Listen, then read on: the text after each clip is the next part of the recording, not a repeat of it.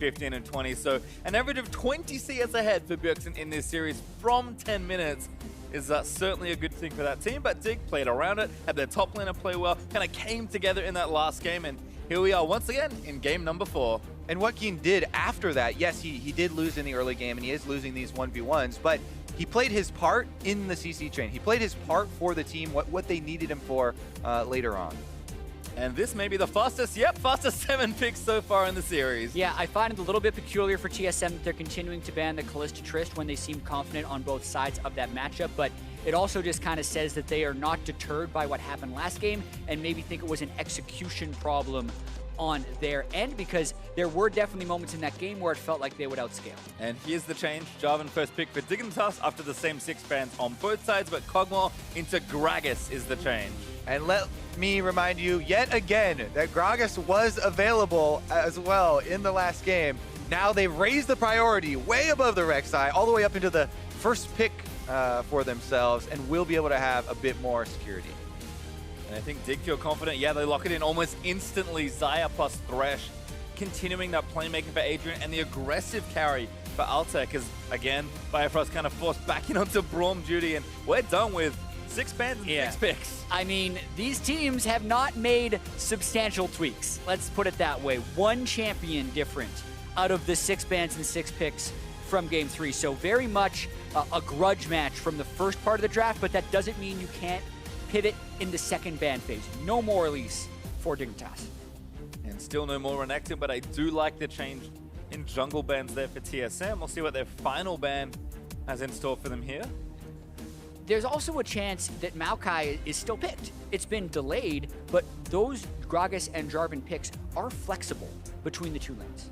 And but TSM with gragas and Braum now on the front line, you know, it can be a Cinderhulk gragas, it can be a pure tank gragas, and Braum does buy you a lot of time, so they could also give Hauntzer a non-tank matchup into the Jarvan this time around to see what he could actually do in a 1 versus 1 scenario. Well, 2 mid lane bans are the final ones to close it out, so I think they're giving counter pick to Bjergsen this time around, and maybe trying to take something for Hauntzer into the assumed Jarvan, or they'll take a mid laner and challenge Keane again. TSM have done a lot of 4th pick mid lane this series. This would be quite the carry for Bjergsen to take in a battle, and he does. He locks in Lucian. A lot of mid laners around the globe have started blind picking Lucian when certain criteria are met. Here, the Cassiopeia being gone is pretty much all he cares about right now. It's also a very good pick into Lucian, into Jarvan, because it's very easy to dodge those flag and drags in the team fight phase. Pretty bold there by TSM to go with this in this game. Well, the critical thing for him to dodge would be the Thresh hook. Adrian is going to be making his visits mid once again. There's your Maokai for Ssumday in the top lane. Presumably, they could still switch it up if they really needed Jarvan's laning phase in the top side and have Shrimp jungle it, but that would definitely be lower priority. And Dignitas finished the draft in the most expected fashion. This is a run back, I believe, from the last game here with Maokai and Taliyah going to finish off the comp. I think Lucian covers this pick in mid lane, but TSM going to have to be more of the aggressor this time around, especially if they go all in with that pick. But I don't know if Hauntzer's feeling Jace right now. Yeah, this would be predicting the Maokai top lane. Cho'Gath has been something that's shown up in the second phase of bans a lot and is quite favored into Maokai. He wins the tank slapfest early on because of the percent health true damage on his E. As far as the team fighting is concerned, though, Cho'Gath is definitely not a primary engager like Maokai is. So it would have to be TSM either hitting body slam flashes from Svenskeren or skill shots for them to rely on actually getting a cohesive engagement. Whereas Team Dignitas, their main advantage last time around was crowd control and landing those skill shots from Adrian. And they still have that all built into this comp, of course, because it is identical to what they've played recently. I guess Ssumday having... I guess there was a couple tweaks here and there, but realistically, this is basically the same comp. Elise is the only one missing, sorry. Well, exactly. The Elise is gone, and the Jarvan is in the jungle with the Maokai top lane. So yes, the skill shots still need to land, but you can set them up with a Twisted Advance. So in some ways, this is a more reliable version of the team comp they have, but it doesn't have the same type of early lane pressure that the last one had, because there's a chance they get pushed in the top and the mid lane as Team Dignitas. And remember last game, the lane pressure was all TSM. 20 CS leads across the board, every single lane for them. Let's see what they can do in game number 4, though. Team Dignitas were able to prolong it, and they strike back.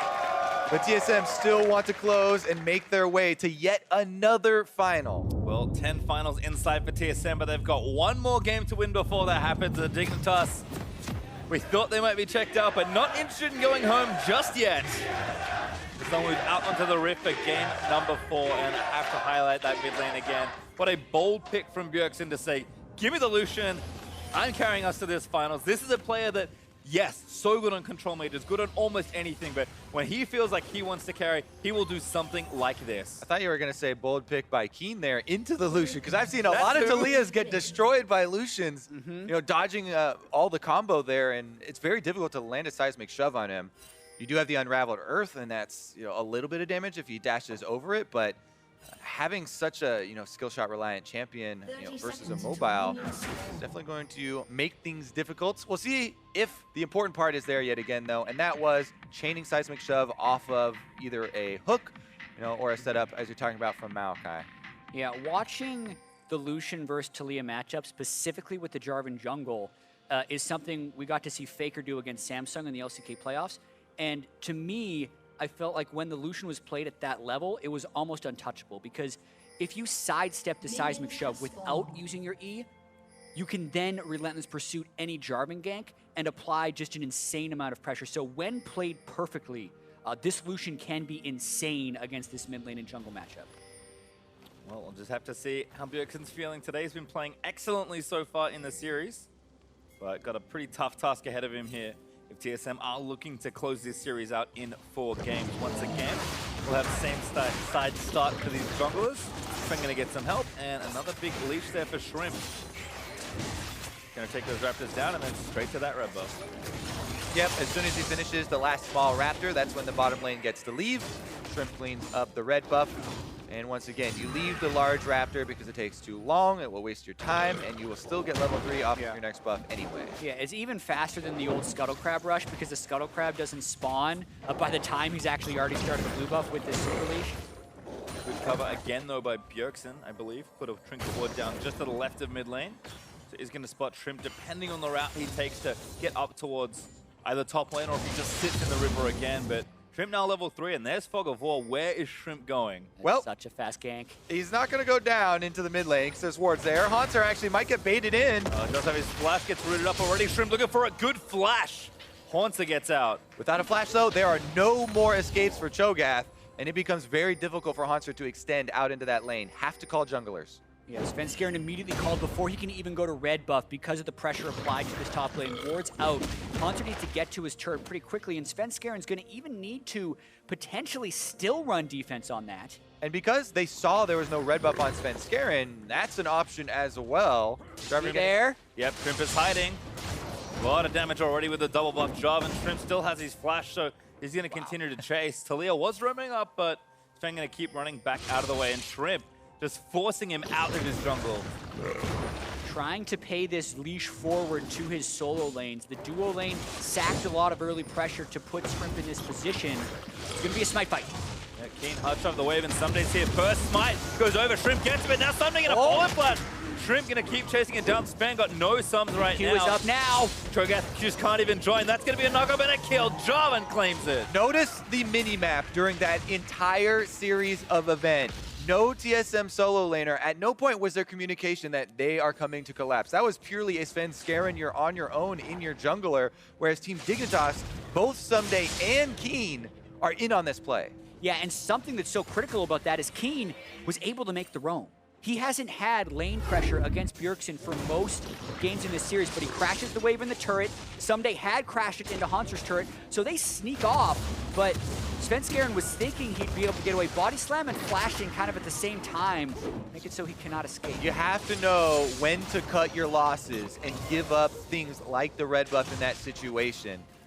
No TSM solo laner is going to come to the party, so Sven was on a one-man mission, and not only did he not combo the damage correctly with the smite, which is hard to judge that early on, but he also was going to go down in the end, and that kill went over to Shrimp. We'll see if Shrimp can actually snowball with the Jarvan, though. All right, I guess it's time to check in with the bot lane, because that's kind of the good news currently for TSM. DoubleLift up 10 CS, although Altec did struggle with Adrian back to base, so it should be okay. And they're still pressuring topside. Shrimp hasn't shopped yet, but a big wave trying to be crashed into the turret. Diving a full health Cho is very difficult. He burned Rupture on the wave, though. They might go. Maokai can take aggro and then drop it with Twisted Advance. You would want Ssumday to start it off. They're waiting a while. There goes. Hitting the turret, but there's a knockup landing in. Hauntzer taking a lot of damage, and Keane from nowhere snipes him out. Hauntzer did use Twisted Advance very early on in the dive so that he could secure the EQ from Jarvan, but it does mean he goes down on the backside. This play needs to work as well. Shrimp still tagged. But just a flush burn from Jarvan. TSM protect their top turret. Yeah, Ssumday kind of spends the reliability there for his life. I think Dig could have pulled that off more cleanly and really put Hauntzer in a hole, but the numerous roams that Keane has made from the mid lane early game here, a vast improvement for the map pressure in this series for Dignitas. And all the momentum still building early for Dignitas Shrimp. It's amazing the difference it makes when he gets just that much more proactive. That certainly has been pressuring TSM, who are happy with their solo lane matchup. So TSM's stable bottom lane is nice here for them, but Altec and Adrian are barely behind at this stage. And Kog'Maw will take a while to scale up, and Xayah should have a bit more impact early on. So if TSM would kind of try and win the solo lanes like we expected in draft, this is not going well for them at all. Yeah, definitely a change up from just the overall series. We know that Team Dignitas did have a lot of pick potential in game 2 that they leveraged the victory, but where Shrimp was going has changed drastically here. So much mid and top lane pressure early on when TSM was going to be in a defensive pattern anyway, so good start for Dig, for sure. Adrian trying to bait. Shrimp finally reveals himself as he hits down that control ward. Remember, there is an Infernal Drake initial spawn here in this game as well, which puts even more focus on this bottom side of the map. Invade here from Team Dignitas as Shrimp did kind of attempt a straggling gank there down in the bottom lane with Thresh, but warding by TSM as well as a good trade main then. There was no opening for him to actually go aggressive. Taking advantage of the desynced blue timers here, though, because the jungle starts. Shrimp and Dignitas are able to get the lead in this area. Shrimp has stolen a lot of blues away from TSM this series, so nice to see that play continue, as Keane actually able to get this one for himself. So the theorized answer would be the cross-court, basically, steal on the other blue here from TSM, and they do have wards over there. Plus, Hauntzer is pushing Ssumday into turret right now. But this is definitely expected by Team Dignitas because this is the common answer, basically. Will they be able to win the fight here? Shrimp does have Smite. Just level 5, though, and TSM definitely first to the spot. Going aggressive, but seismic shot, Keane with a fat amount of damage. Hauntzer still takes out Shrimp. They need to chase down Keane as Bjergsen flashes in aggressively, uses the culling, last few autos, weaves them in perfectly. Huge damage, but it also moves the enemy, and it moved them closer to the kills. TSM will take the ride in, and they get 2 off of it. Yep, get 2 blues as well. Bjergsen gets 1 for the kill, and Hauntzer collects the next one. I believe with his ultimate, a huge turnaround from TSM. Being there first, a big payoff for TSM. They're on the blue, Shrimp is here, he flagged the brush, so he doesn't have flag right here. And Shrimp goes, what are you doing, man? They're right next to me now. He thought he had the damage down, Ssumday not able to roam in time, and then Bjergsen with the aggression right afterwards, flashing forward for the finish. If the shove was directed the other way, that would have been great, because it could have chunked them out in the jungle and bought time for Ssumday to come head them off with Maokai. But sometimes it's like those blitzcranks that are just landing every hook and not really. Onto the Alistair or the Amumu. Wrong way. Well, Bjergsen certainly needs to be playing aggressive on a pick like Lucian, and Dig will use all of that business topside to actually try and take this Drake. Shrimp is there, and TSM very late to this objective, so 9 minutes on the dot. Dignitas grab the first Drake, and it's an Infernal. So still in the game. They made that big play early on. It gets equalized a little bit here as Hauntzer is able to get an upper hand in that top lane. Doesn't mean the rest of the map is a completely different story yet. It's interesting to think about possible reasons for the changes in gameplay that we see as well, because it does feel like Shrimp is playing with a lot more freedom, honestly. He's going much more aggressive. He's taking a lot more of these riskier plays and offensive moves in the last couple games, and sometimes that can be a consequence of starting out 0-2 and kind of having no other options but to really force more plays. Speaking of forcing, though, Hauntzer makes a visit mid. Ooh, Keane with no summoners. The Great Q is going to land in. There's the follow-up. That should be enough. Hauntzer just takes him with an auto. Didn't even have his ultimate. Yeah, didn't need it. Skill shot accuracy when the Rupture lands behind the turret like that. And Shrimp wasn't around. It is a success for Roman. The Cho'Gath into Maokai can play out. With the Cho'Gath consistently shoving the Maokai in, it is a good lane pick. It's what you do after that in the roaming phase or the team fight phase, and being able to land those Ruptures is what makes or breaks the pick.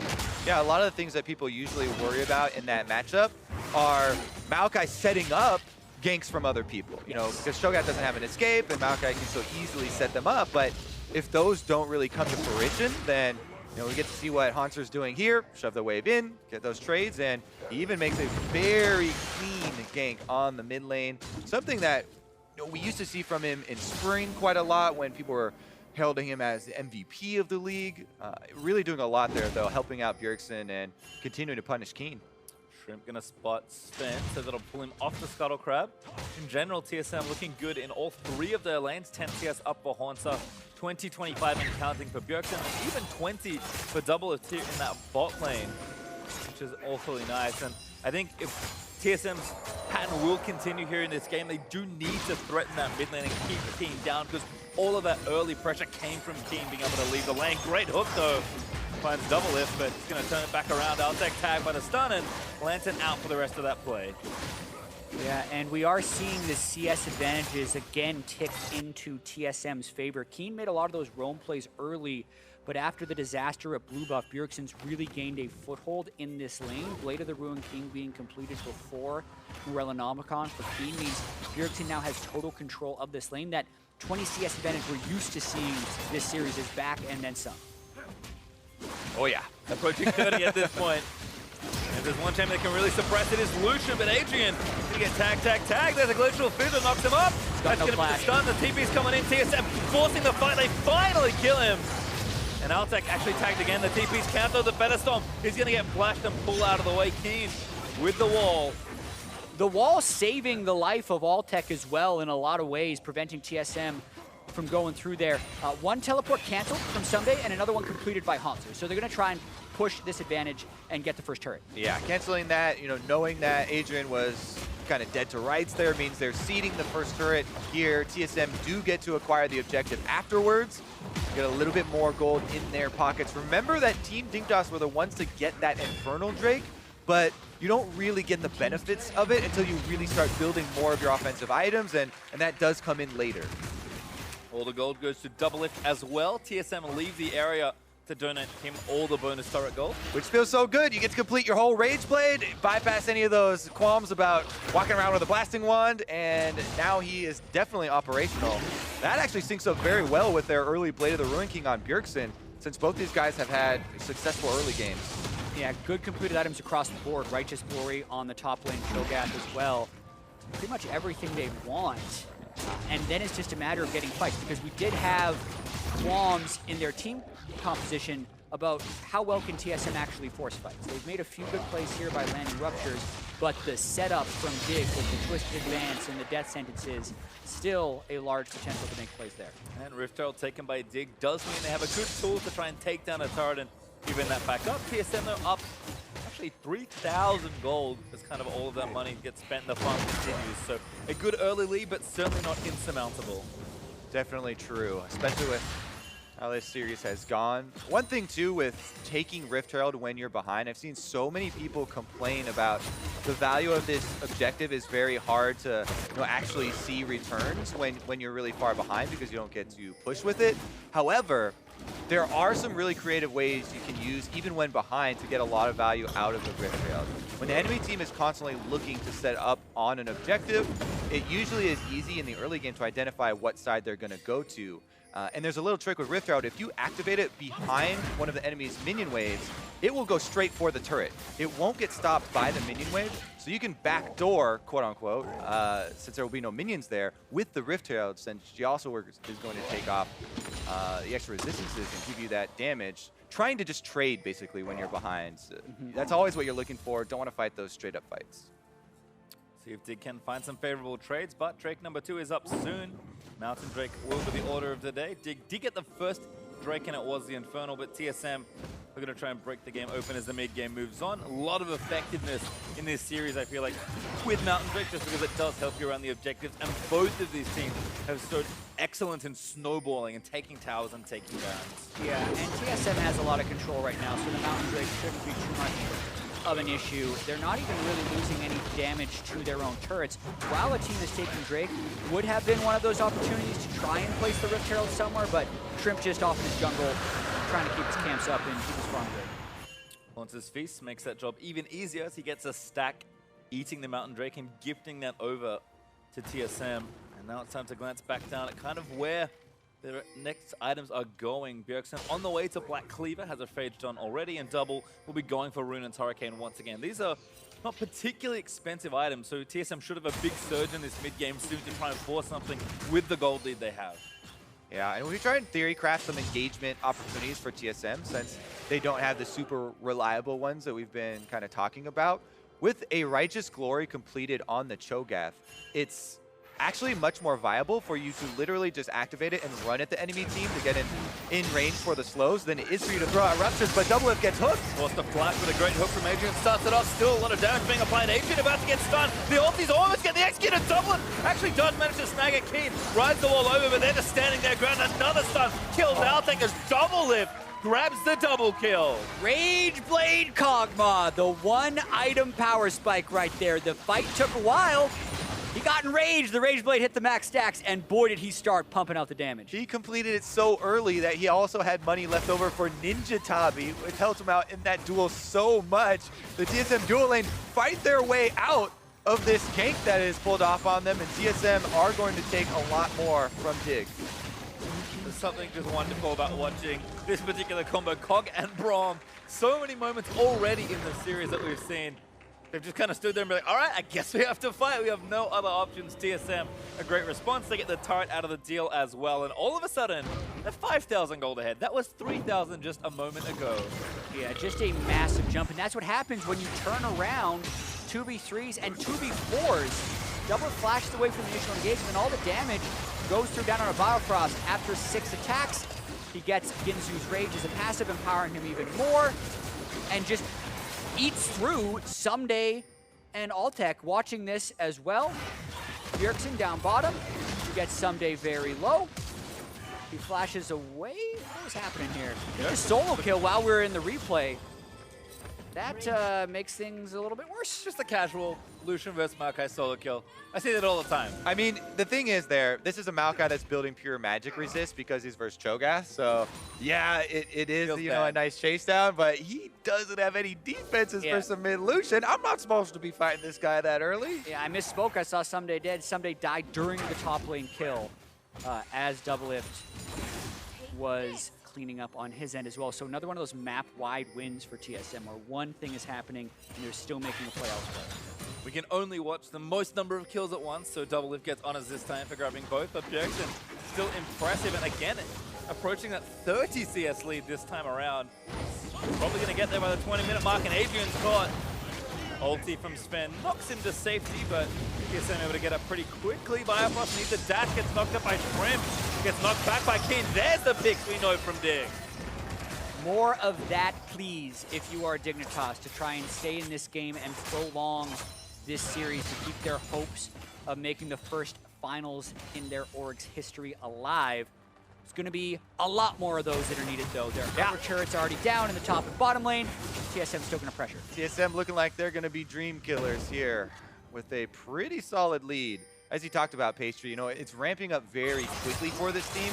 And again, we're going to kind of draw back to, hey, Dignitas have this Infernal Drake they're kind of holding on to, but the next one was that Mountain TSM got, and that really fuels that the power of Baron and trying to bridge the gap between the mid game. Right now, though, Sven might even go for this. Oh, actually going to try something. Shrimp gets out of the way with a flag and drag. Turret is low.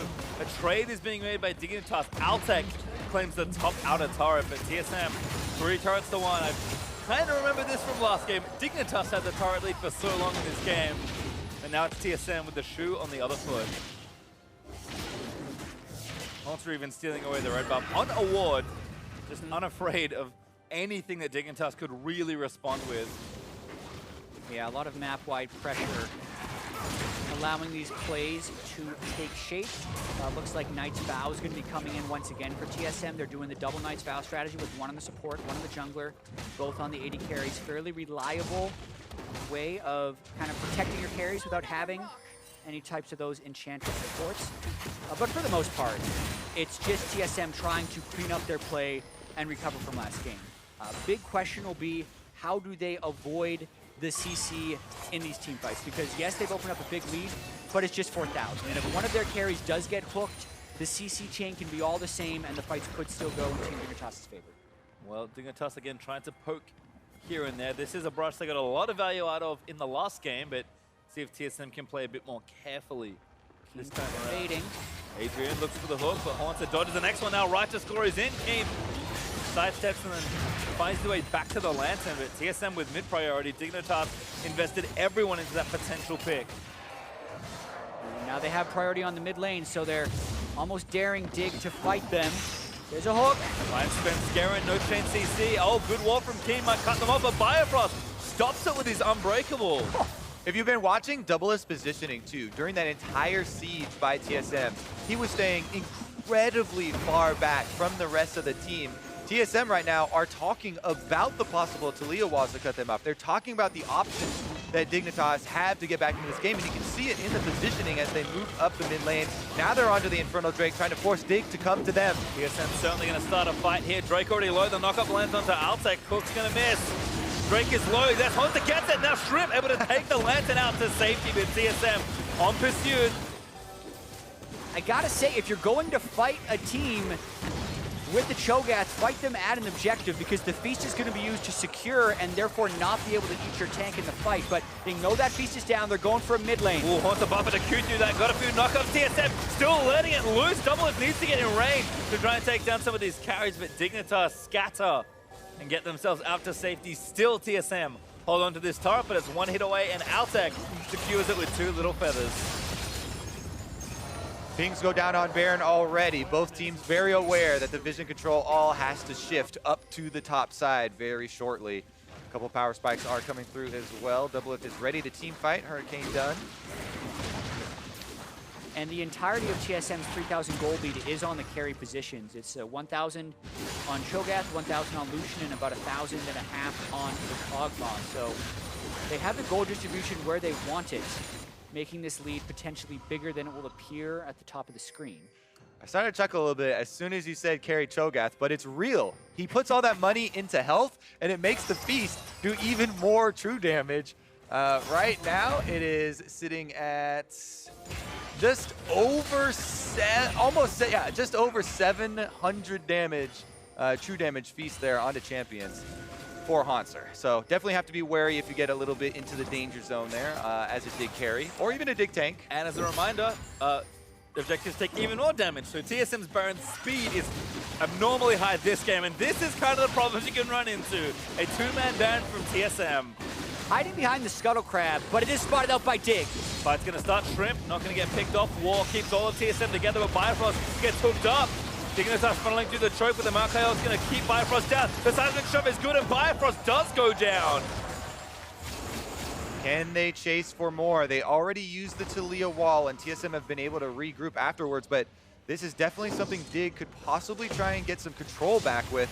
The vision around Baron is basically the biggest prize at this moment.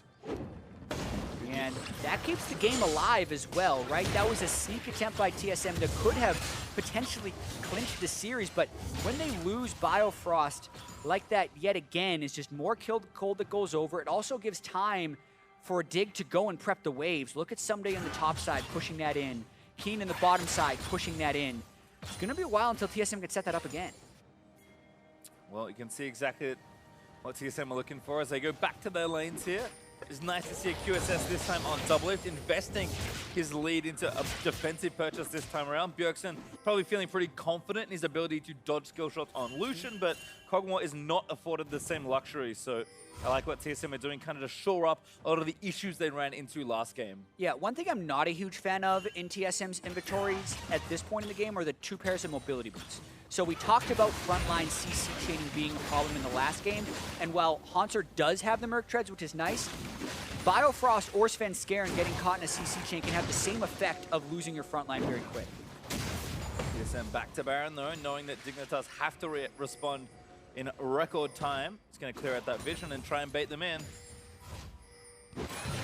Bjergsen actually cleaning topside though, so Dignitas have a little bit more time. That is a really good point to bring up, Pastry, about how TSM would really like to create the situation where Dignitas are funneling towards them. Because we talk about the lack of reliability of TSM's engage. They do have a lot of crowd control. It's just that a lot of it needs a little bit of assistance. If you have a little bit, coming through a jungle corridor or landing a slow first or having the enemy team having to walk through fog of war, then you have a lot more success. And here goes the face check. Hauntzer just face checking. Unabashedly good flash out of the seismic shot by Hauntzer. Did not want to get chained down, but Dignitas get a free summoner spell there. That shows you how strong Hauntzer is right now. He face checked and all of Dignitas backed away, even though they were sitting on a control ward and knew they weren't being spotted. TSM still running down mid though, trying to zone something out. DoubleLift and Bjergsen actually caught by the wall. Bio again with a great unbreakable. And there's the flash back. Oh, DoubleLift got rooted there. Thinks the feathers caught him. Ssumday looking for the flank. Good ult there from Biofrost to try and disengage the rest of it. Hauntzer needs to get into the backside. The damage is just too much. TSM find the corridor they needed, but Sven does die to Keane on the other end. Yep, 1-for-1 trade with members of the front line going down on both sides.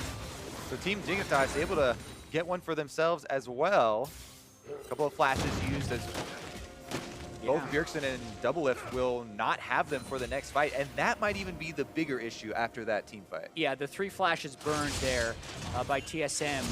Big, but the initiators, aside from Jarvan, also burned their flashes on that fight for Team Dignitas. And this game actually staying very close. It looked like it was going to run away from Team Dignitas when the top lane fight went awry against Rageblade Kog'Maw and Bjergsen found the solo kill on the Ssumday. But this Team Dignitas team has really been able to overcome a lot this year, from the huge losing streak they had to all the roster changes to being 3 inhibitors down in Game 4 of the quarterfinals. You can't really count them out until their Nexus actually falls. So still in this game, trying to make this a Game 5. And they are going to try and group up here before the Infernal Drake spawns. This will be the 3rd and final Infernal Drake of the game. A couple seconds away here. TSM currently have a little bit better positioning as Hauntzer's already in the river, but they're being drawn back to Baron instead. I wonder if this is one of the... Oh, never mind. Here goes the speed boost. Yeah, tough time to trade as Adrian looking for that kill onto the Cho'Gath. Again, he is tanky, but not enough to withstand a pure 1v5 for very long. Yeah, and getting the Infernal Drake would be pretty huge for this one because the game is relatively close, and as Kobe mentioned, it's the last possible one in this game. I was almost expecting TSM to force it and try and secure with Feast, but now... Oh no, he gets it, Shrimp! Crucial smite as he claims the Drake, but now they have to go a long way around to Baron. Altec, bit of a risky route through, but TSM slow on that play. Confidence from Team Dignitas keeping them in this game. Very bold move to go towards the Dragon like that. Especially if Hauntzer can just Righteous Glory towards you and feast it if you don't burst it down fast enough. And then, because TSM did check instead of feint towards Baron, it's actually Dig who's now gaining some control back in this area. Team Dignitas definitely making a stand here. We joked a little bit about reverse sweeps, but it's definitely within their grasp still. I mean, no one likes losing games, but probably the worst game to lose is the Game 3 where you're up 2-0, because you just have that feeling in the back of your mind that, oh no, do not let this happen to me. Both teams are looking for angles to flank, though. Hauntzer's the first one to take a hook, but Svenskeren's coming to join TSM shortly. And crucially, Hauntzer has Gargoyle Stoneplate, making that Feast a lethal weapon in these team fights, increasing the damage substantially. Dig is giving so much respect to him. Last game, he was on the Maokai. If they land a hook, they just keep chaining CC. This game, more health, more resist, and the Mercury Treads being a very strong front line for TSM. Well, TSM have a lot of work to do to try and catch Shrimp. No, never mind, he's okay. Just kind of clearing out the vision. TSM feeling a little slower on these plays than I normally see. A bit more lax, much more careful. You can kind of feel the tension of this game. TSM just want this game to end and they can move on to another final. But they got to make the play to do it, and Digger playing with nothing to lose. Ssumday going to be the target to start it off, but Sven gets the ulti. It doesn't quite dunk anyone. He's CC'd forever. And Altec able to kill him. The Maokai ult does connect to Ssumday, looking for another kill. Adrian tries something, but he only snacks a minion. Sven actually gets annihilated there in that team fight. Huge focus from Team Dignitas, and now it's their operative to take over Baron control. Hauntzer has Flash Feast, so just the fact that the jungler is down does not mean they have a free secure on this Baron. TSM probably going to look to fight this Baron. Baron a little slow, but Hauntzer does the seismic shove. He's already put the stone plate, trying to get some damage on the front side. Ssumday gets down with a twisted advantage. Dignitas took a little too much damage. Biofrost hooked again, but that Shrimp looking to go down. He gets so low, but DoubleLift doesn't have the damage. The lack of reliable initiation on TSM's side was going to be a question in this game, and we're seeing a lot of it this fight where they're getting people low, not being able to finish them. Svenskeren trying for initiations in the mid lane, not quite getting it, but they nearly get the kill onto Shrimp. Shrimp goes back, now it's TSM who turns for Baron. They have Cho'Gath to secure.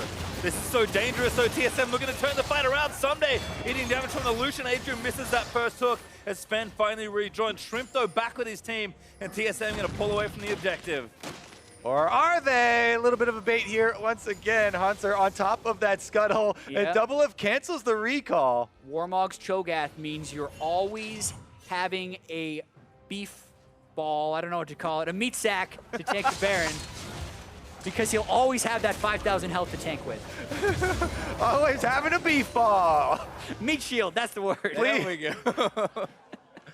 Well, top lane wave was good for TSM, but the opposite was true for them on the bot side as Dig had prepped that wave. TSM would have liked to make a play around the Baron at this point, but instead, Keane melts the wave with a touch of assistance from Adrian.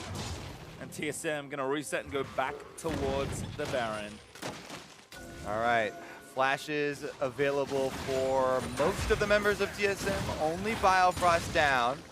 Shrimp, meanwhile, would be the only one missing it on Team Dignitas, so this will be an explosive team fight. TSM again just holding firm around the Baron though, and for a game that was 5,000 gold up for TSM pretty early, we're within 1,000 between these two teams. Dignitas have done such a good job playing around their win conditions, getting picks and keeping themselves in the game, but at this point the game will break in an instant around a major objective. All right, see if Adrian's gonna go. Looks for the hook, finds Cho. Hauntzer gonna get CC'd up again. He already took so much damage with the stone plate. Finally pop, funneling into the choke with Ssumday. Melted by DoubleLift after the feed from Hauntzer, but the damage still there as Adrian lands hook number 2. Biofrost the target, but he does not die. That stone plate, both offensive and defensive use there. Uh-oh, another hook though lands. Svenskeren able to slide out of it though. Note Svenskeren swapped out his mobility boots for the Mercury Treads, allowing him to body slam away from that flay chain. The meatball's full health again, and they're rolling towards. He's back. Altec. Still a 5v4, though 4v4 as Biofrost returns back to the Baron. Had to run back for a bit of extra health, so his Moby's going to help him book it back towards this crucial objective. And TSM, they are playing with fire around this objective.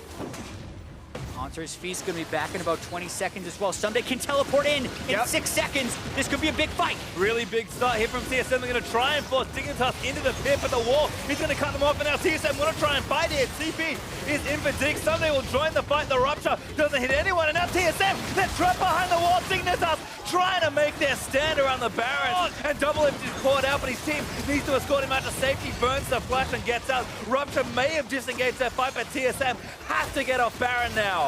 Hauntzer's just gonna heal up with Warmogs now. He's waiting, can also teleport back into the fight. Dig forcing, TSM still pretty healthy. Dig don't have enough Baron damage, I think. There's the TP back in from Hauntzer. They took too much damage. Dignitas, that was a little too long. Hauntzer in the pit, does have his feast. TSM gonna try and take down Baron. This one's gonna come down to the wire, but TSM have the trump card of Cho'Gath Beast, so Dignitas back off! They give it up, they have to. TSM finally win the standoff and claim the Baron. And you can now take a moment to exhale because that was such a tense moment for both teams. The Baron can swing heavily in either favor, but the fact that it was not a cataclysmic team fight where no one died, and the fact that it was traded for an Ocean Dragon means it now becomes about the power play now. With Baron, what can they do? Exactly. This is not necessarily one of those game-ending Barons that we see picked up.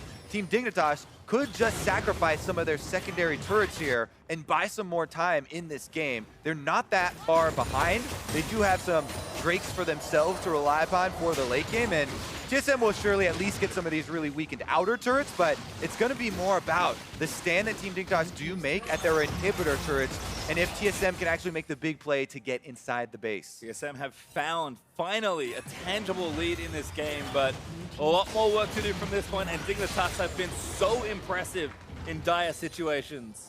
Yeah, and this time as well, the mobility from the Lucian and the QSS on the Kog'Maw, meaning if Adrian does find a window to throw a hook out at one of the carries, the chance that it converts to a kill is much lower than it was last game. DoubleLift and Bjergsen still deathless in this one, and that's who Dignitas really wants to catch. They've been trying to get that CC chain off into Cho'Gath, but he is just too damn tanky this game. They need to find a way to get to a carry. As long as Hauntzer can get off the stone plate and activate it after he gets hooked into the rest of the team, then not only does it provide him the defenses to withstand the team fight, it also lets him use a high-value feast on the tank next to him. So he just chomps on Ssumday right next to him for a bunch of true damage, and that's how you kind of win the tank wars, where you're burning, both teams are burning through the front lines.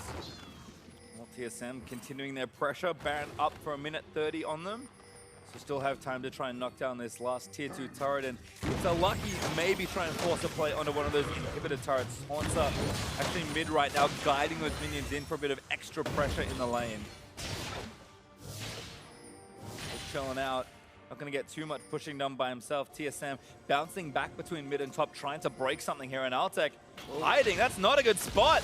Barely not going to get ruptured. Does have the Feather Storm, but TSM, I think, onto the turret fast enough. It does go down. That made it look so much easier than we were building it up to be, because Dignitas were all at their secondary outer turret on the top side rather than protecting the ones that matter here. The inhibitor turret, the door is now wide open through the mid lane, and TSM, you know, get even more than they bargained for there. That was quite a good deal. I think that was a poor defense by Team Dignitas. Overly safe paths back to the mid lane and not very good vision scouting within the move between the outer turret and the base turret. The fact that they were strong enough to hold a middle turret, or rather a second tier turret, and then can't hold their middle inhibitor turret is really just a factor of positioning. The gold was not enough to warrant just walking in and taking it. Yep, and that's TSM's last turret they should get off this Baron buff, unless something really dramatic happens in the next 15 to 20 seconds. So they're expecting to get 6 turrets. They did not expect one of them to be the mid inhibitor turret, but that is the state of this game. Almost 40 minutes in, TSM with an advantage that they can parlay into a victory, but Dignitas will not let it come easily. Yeah, we said the Baron wasn't a game-altering Baron until the power play, and then they actually got a very successful power play, maybe even after the Baron ends, picking up their 7th turret of the game. So the map so much more heavily slanted in the favor of TSM after that Baron. And the carries just keep getting stronger for TSM, but on the Dig side, getting there. I mean, 4 items for Altec. Keane also ramping up towards his 4th major as well. Tanks are also pretty comparable. I mean, Hauntzer, I think, very far ahead as far as his overall tankiness goes, just by being Cho'Gath, but also because of the goal. But that doesn't mean that Dignitas can't find a straightforward fight. Just need to either find the right pick or find that right 5v5 with TSM and moving in for the kill. Open inhib, wait for the Taliyah while maybe CC chain. Hook again into Sven, but he gets out. Those Merc Treads coming awfully handy. Yeah, Svenskeren is the higher value tank to hook in, so Adrian should be looking for him over Hauntzer, because Svenskeren does not have the Gargoyle Stone Plate, which provides the majority of the durability when you get hooked into the rest of the team. Although, he's able to body slam right back out, so no fight occurs, and Dignitas do defend their inhibitor for now. Bjergsen was even splitting top lane for a little while longer. TSM a little too a little hesitant to rush straight down mid and try and end the game. They're actually going to look for, I think, Elder Dragon to try and force a fight or take it and then win the subsequent fight. Yeah, their team composition still has good scaling. They now picked up their second stone plate, so both of those big tanks that can get hooked in potentially have the stone plate. Svenskeren has the stone plate locket synergy as well. If the hook then starts a team fight, he can flip out a 1500 health shield for his team in his dying breaths. So there's also the scaling of the Kog'Maw kicking in for them as well. They're feeling fairly comfortable in the game state right now, but they're making sure to play it safe because they know what can happen against this playmaking-heavy Team Dignitas lineup. Well, Drake up in 30. TSM still just hoping to bait someone in. Ssumday going to get ruptured up, but not a good target at this stage. Very tanky with the 3.5 items. DoubleLift. They're looking to fight it. Not up yet. 15 seconds so they can threaten the Elder Dragon. But oh my god, there's the play from Sven out of the fog of war. Ssumday going to get chucked to the front. That Hauntzer beats him down. Another front line is just gone there for Dig. TSM leaping forward. They want another kill. You can see how much initiative means in these team fights. Somebody going down in split seconds there after TSM jump on him. Doesn't matter that it's the main tank, Ssumday, knocked into the rest of the team. They kill him before the active even goes off. Yeah. No stone plate enabled there for him, and that means that it is an Elder Dragon here for TSM. The wait and see there, finally pulling the trigger on body slam flash from Svenskeren. It is going to set up this Elder Dragon empowered Baron Force, which Dignitas is going to be hard-pressed to give up, but hard-pressed to contest. Two bad choices. Well, Dig, they've come back from worse, but this is a tough spot as TSM regroup and run straight back towards the Baron area. Ssumday dead, but he'll be back up in time to contest for it. It's just a matter of can Dignitas even pick a fight at this game. We're almost 10,000 gold up for TSM, and Hauntzer TP's in. They want Baron right away. Yeah, if they play these next moments out the way they want to, they will meet up with Immortals in the finals in Boston. So a lot on the line with this Elder Dragon for TSM. All right, we'll see if they're able to bait in the fight here because TSM are probably going to have to turn. You'd think that Dignitas would go for the engagement. They're pretty slow on it. Hauntzer can feast this down. Yep. Just do it so quickly. Hauntzer able to solo it. Doesn't even need to spend the Baron. Does go over. Dignitas just can't get in.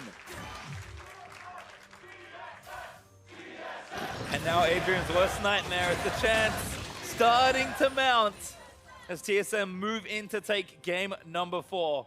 Elder Dragon up for a little while longer, but this Baron empowered push is going to be brutal. They still have the 2 Elemental Drake Elder for another 60 seconds. Definitely this wave, and then the next. You would need a God Hook from Adrian onto Bjergsen, who has no QSS or clans, to make any dent in this team fight. TSM also have a lot of time. Hauntzer was able to get the mid wave pushed up, and that one is open, but 5 men strong in on the top side. Watch this Kog'Maw DoubleLift does so much damage. Turret is almost going to melt in one fell swoop. They back off during the W cooldown, but here goes a hook. He's going to miss that time. TSM still empowered. Babysitting their Baron empowered minion. The cannon is maybe one more shot. Hauntzer's going to move in with it. And that's enough to take down the turret. Dignitas, another exposed inhibitor. Bjergsen was halfway up the lane catching the minions while they finished off that turret. Not even near hook range. Found Hauntzer. That's not the target they want. Inhibitor, is going to go down. You can see as soon as they even hook Hauntzer, DoubleLift moves up right next to him with the tank, threatening and covering his teammate there. 2 inhibitors now down for Team Dignitas, and TSM exit the base. And only 1 left for TSM to attack. We talk about moves that end the game versus just push you towards it. TSM have done every step to move themselves towards victory, and that inhibitor, the lone one left for Dig, sitting in the bottom lane, is really their bastion that they can try and defend to keep themselves in this game. I do not think, despite the fact that they've done it already, that 3 inhibs down is a winning play against a team like TSM. Yeah, but we shall see. There's no Sivir this time to clear it away. It's much more difficult. Hauntzer at 10 feast stacks, 5,500 health. And Elixir of Iron to be as big as you possibly can. He'll take the hook for you. It's hard to miss him. He's the size of a barn right now. I mean, look at him move through these choke points. He's pretty much as big as the one just to the left. He actually can block off the entire corridor here through the jungle. Gonna look, only finds sapling. TSM, though, again, just happy to be patient. Wait for the super minions to start to do their work. Now approaching this turret, Bjergsen lets the culling loose. Bit of poke damage on the Keane and Shrimp, but nothing too eventful. Ssumday goes in, they want to try and kill Bjergsen. Ssumday getting shown low, and Hauntzer unstoppable. Takes him down, the shot finds a few, but now Dick running up from under their turrets. There's just too much damage here from TSM. Hook finds Hauntzer, but that's not enough. This inhib, it's going down as well. Understand the thought from Ssumday. Try and get on Bjergsen, but he goes too deep. Goodbye, Adrian. TSM, only 3 left. Rupture is going to miss. Biofrost low, taking the tower, but the shield massive there as a supers close in for the kill. TSM looking to try and take it down. They get Altec, and TSM on the verge of breaking history will make their 10th consecutive final. And that's it. Dignitas, all their hope rides in that final game, but TSM had to work a little harder than they might have liked, but a well-deserved final appearance once again. Definitely a close game down the stretch, but TSM played with so much discipline and control. The Cho'Gath specifically for Hauntzer being that front line the entire time, saving DoubleLift and Bjergsen from hooks, and then when he was hooked, having the backup of the damage threat so that they could not focus him down. TSM take the #1 seed in the playoffs, pay it forward into the final. And Team Dignitas will also still be going to Boston, playing in that 3rd place match and playing for some champion points. Well, we're certainly going to need them as Gauntlet looms large after the finals do finish, but for now, teams with eyes on Boston as our finalists, and our 3rd, 4th place match is now locked in. Who would have thought that TSM, who we probably expected to be in the finals, would be playing a team like Immortals? Yeah, the last 8 finals they've played have been against C9 or CLG, so getting a new face to go up against in that final. It's going to be a great series. The #1 and the #2 seeds from the regular season meet in the final. Remember last time that Immortals were ranked #1 and they played TSM in playoffs, they actually got knocked out and was one of the reasons they weren't in the finals. So I'm sure Immortals are going to be very happy about this rematch, actually. You know, considering both these teams were tied for 1st place during the regular season, it's actually not that big of a surprise, and this is kind of what people were looking forward to. Now we do finally get this matchup on the biggest stage, you know, when everything matters. I think to echo Jatt, though, on TSM's side, this play looked very controlled, very disciplined, and the word I used earlier was refined.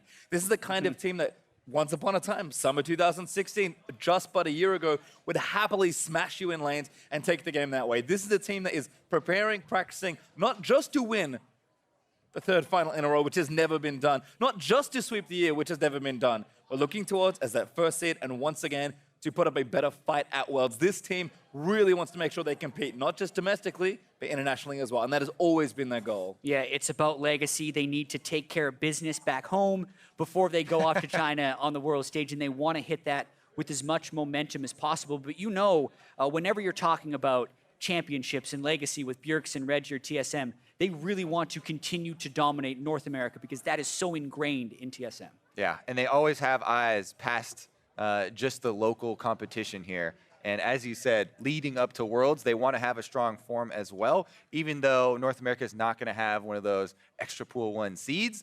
TSM want the rest of the group to be in fear, right? They want to have that intimidation factor. And having strong performances in your own region's playoffs are what get you that little edge. Yeah, and what I'm going to be really interested for in the final as well is kind of what the draft is going to be like, because it felt like Immortals and TSM were playing a lot of the same picks. High priority Kog'Maw, high priority Cassiopeia. It's going to be a really fun one. Certainly should be, but to hear more about the series from the players' perspective, we're going to head stage like where Overly has an interview with TSM's bot laner.